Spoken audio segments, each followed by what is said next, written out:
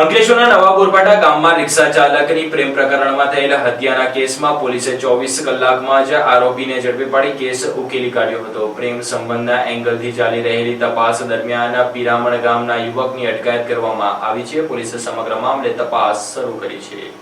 અંકલેશ્વર તાલુકાના નવા બોરભાઠા ગામના રહેવાસી અને રિક્ષા ચાલક કાંતિલાલ ઉર્ફે મુકેશ રતિલાલ મોભેરાની થયેલી હત્યાના બનાવમાં પોલીસે ઝડપી કાર્યવાહી કરી 24 કલાકની અંદર એક આરોપીની અટકાયત કરી લીધી છે। આ બનાવે સમગ્ર પંથકમાં ચકચાર મચાવી છે। પોલીસ ફરિયાદ મુજબ નવા બોરભાઠા ગામના વડિયાદેવ મંદિર ફળિયામાં રહેતા કાંતિલાલ ઉર્ફે મુકેશ મોભેરા અંકલેશ્વર શહેર અને જીઆઈડીસી વિસ્તારમાં ઓટો રિક્ષા ચલાવી પરિવારનું ગુજરાન ચલાવતા તેમની પત્ની ભારતીબેન અંકલેશ્વરના જ્યોતિ ટોકીઝ પાસે ફૂલ અને કેળાની લારી ચલાવે છે। ઘટનાના દિવસે કાંતિલાલ સવારે પત્ની અને બાળકોને લારી પાસે મૂકીને રિક્ષા લઈને ધંધા માટે નીકળ્યા। સવારે આશરે 11 વાગે પત્ની સાથે તેમની છેલ્લી વાતચીત થઈ। ત્યારબાદ તેમનો મોબાઈલ ફોન સતત સ્વિચ ઓફ આવતો હતો। સાંજે પોલીસ દ્વારા પરિવારજનોનો સંપર્ક કરવામાં આવતા તેઓને નવા બોરભાઠાથી સરફુદ્દીન ગામ તરફ જતા માર્ગ પર લઈ જવામાં આવ્યા। બુલેટ ટ્રેનના બ્રિજ નજીક રોડ સાઈડના ખેતરમાં કાંતિલાલની લોહી લુહાણ હાલતમાં લાશ મળી આવી। તેમના ગળા, છાતી અને પેટના ભાગે તીક્ષ્ણ હત્યાના ઘા જોવા મળ્યા। ઘટના સ્થળેથી થોડે દૂર તેમની ઓટો રિક્ષા પણ મળી આવી। મૃતકની પત્ની ભારતીબેને નોંધાવેલી ફરિયાદમાં જણાવ્યું હતું કે તેમના પતિને છેલ્લા 8 વર્ષથી તેમના સગા સંબંધમાં આવતી વિધવા મહિલા જ્યોતિબેન રાઠોડ સાથે પ્રેમ સંબંધ હતો। આ સંબંધને લઈને અગાઉ બંને વચ્ચે વિવાદો પણ થયા હતા। પ્રેમ પ્રકરણને લઈને જ તેમના પતિની હત્યા થઈ હોવાની શંકા વ્યક્ત કરી હતી। ફરિયાદના આધારે અંકલેશ્વર શહેર ડિવિઝન પોલીસે મથકે ગુનાની તપાસ હાથ ધરવામાં આવી હતી। આ દરમિયાન ટેકનિકલ સર્વેલન્સ, પૂછપરછ અને અન્ય પુરાવાઓના આધારે મહત્વની કડી મળી। તપાસના અનુસંધાનમાં પોલીસે પિરામણ ગામના તળાફળિયામાં રહેતા સંજય કાલિદાસ વસાવાની સંડોવણી સામે આવતા તેને બુધવારે વહેલી સવારે આશરે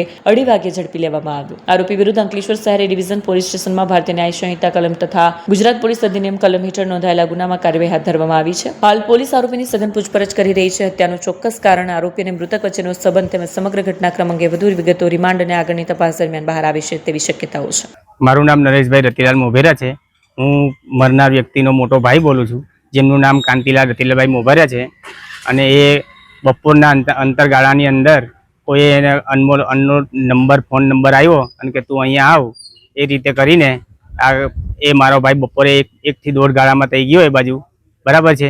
પછી એ ભાઈએ એવું કીધું કે આપણે બંને આમ કરીએ તેમ કરીએ એમ કહીને છે ને ચપ્પુના ઘાથી એને મારી નાખેલો હતો બપોરના ગાળાની અંદરથી।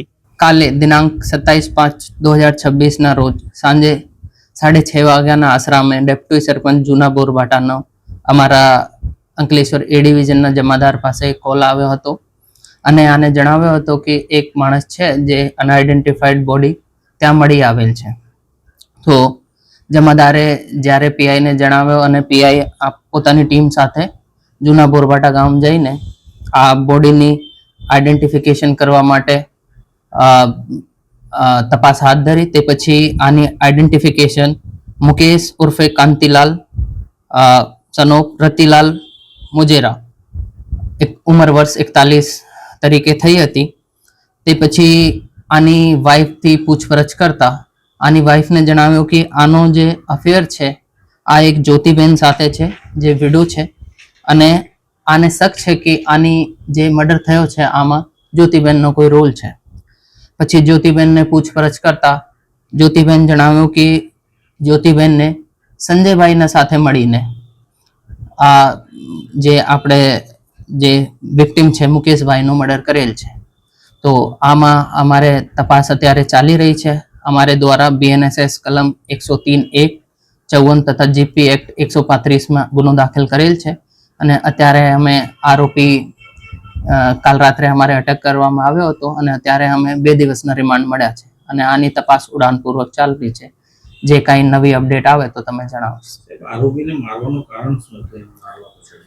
આરોપીને મારવાનું કારણ, આરોપી જે છે અત્યારે આ જે જ્યોતિબેન છે આના આડા સંબંધો છે અને પાછળના ટાઈમમાં આ જ્યોતિબેનના આ મુકેશભાઈના જે મરણ જનાર છે આના સાથે પ્રેમ સંબંધ હતા। આરોપીનો ગુનાહિત ઇતિહાસ છે?